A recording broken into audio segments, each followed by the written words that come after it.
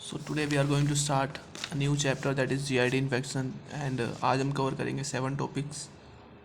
ठीक है, आज का हमारा टारगेट रहेगा 7 टॉपिक्स का, रोटा वायरस तक, यहाँ तक हम इसको कंप्लीट कर लेंगे।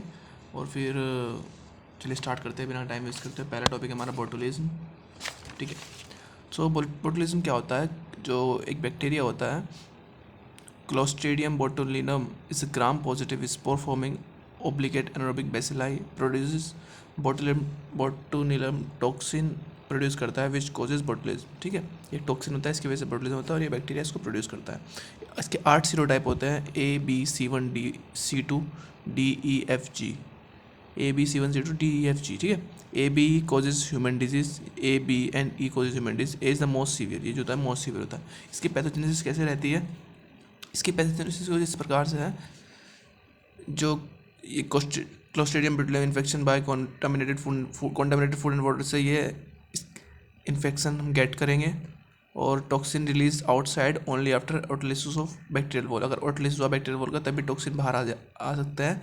Inactive botulinum toxin gets activated by trypsin, इससे एक्टिवेट हो जाता है ट्रिप्सिन से। और botulinum toxin reaches NMJ and ganglia via blood stream से ये बोटुलिनम टॉक्सिन न्यूरोमस्कुलर जंक्शन और गैंग्लिया के पास चला जाएगा। वहाँ पे क्या करेगा? Bind with ACH receptor at post synaptic membrane of neuromuscular junction. ठीक है, release of result in blockage of ACH। अब ये क्या करेगा? ब्लॉकेज कर देगा एसिटाइलकोलिन का, रिजल्ट इन फ्लैसिड पैरालिसिस, और पैरालिसिस हो जाएगी, फ्लैसिड पैरालिसिस हो जाएगी। ठीक है, अब बोटुलिज्म टॉक्सिन में 8 सीरोटाइप हमने पहले ही बता दिया आपको, ABC1C2DEFG। थेरापेटिक यूज़ क्या क्या रहते हैं इसके? Strabismus, blepharospasm, myoclonus. Incubation period इसका रहता है 18 से 36 आवर्स का। रिकवरी इसकी कैसे रिकवरी होती है इसकी? Action is short lasting, recovery after 2 to 4 months। Spore germination occur in anaerobic atmospheric spores do not normally germinate in adult intestine but germinate in infant intestine। मतलब एडल्ट के intestine में ज़्यादा germinate नहीं कर पाते, लेकिन इन्फेंट के intestine में जल्दी जर्मिनेट कर जाते हैं। ठीक है, एनारोबिक एटमोसफेयर चाहिए होता है इनको। Spore do not produce toxin, spore नहीं प्रोड्यूस करते टॉक्सिन्स को। क्लिनिकल फीचर इससे क्या रहेगा? डिप्लोपिया, डबल विजन, दो दिखेंगे हमें। डिस्फेजिया, लैंग्वेज डिसऑर्डर, बोलने में दिक्कत। डिसआर्थरिया, डिफिकल्ट और अनक्लियर आर्टिकुलेशन ऑफ स्पीच, सही से बंदा बोल नहीं पाएगा। आर्टिकुलेशन ऑफ स्पीच डिफिकल्ट और अनक्लियर, कुछ कुछ बोलता है मतलब बंदा। Decrease deep tendon reflex, constipation, descending symmetric flaccid paralysis of voluntary muscle, respiratory muscle paralysis, no sensory और कोग्निटिव डिफिसिट्स। अब आते हैं टाइप ऑफ बोटुलिज्म। कितने तरीके का बोटुलिज्म होता है? ये हमारे 6 टाइप्स के हो सकते हैं। पहला है फूड बोर्न बोटुलिज्म, दूसरा है हमारा वुंड बोटुलिज्म, तीसरा है हमारा वुंड बोटुलिज्म, तीसरा है हमारा आइट्रोजेनिक बोटुलिज्म। आइट्रोजेनिक कैसे होता है? Due to overdose of toxins while use for therapeutic purpose. अगर हम थेरापेटिक पर्पस के लिए इसको यूज़ कर रहे हैं ना, तो आइट्रोजेनिक बोटुलिज्म हो जाएगा अगर हम इसका ओवरडोज कर ले तो। चौथा है हमारा inhalational botulism as an act of bioterrorism का की वजह से होता है। Adult intestinal botulism, rarely spore germinate with suppress normal flora. ठीक है, अब छठा है infant botulism, most common type होता है, 75% केस में पाया जाता है। इसका कोज क्या करते हैं? बच्चों को जब हम शहद खिलाते हैं ना, हनी, तो कॉन्टामिनेटेड रहता है, तो उसकी वजह से उसके जो बच्चों में ये इन्फेंट बोटुलिज्म हो जाता है। Injection of contaminated food that is honey with spore of clostridium botulinum in children less than 1 year of age. ठीक है, इसके जो सिम्टम रहेंगे ना, सिम्टम कुछ इस तरीके से रहेंगे इसके। फ्लॉपी चाइल्ड सिंड्रोम कहते हैं हम इसको। मल्टीपल सिम्टम रहेंगे इसके डिजीज़ के। And inability to suck and swallow, बच्चा खा पी नहीं पाएगा इस तरीके से। वीकेंड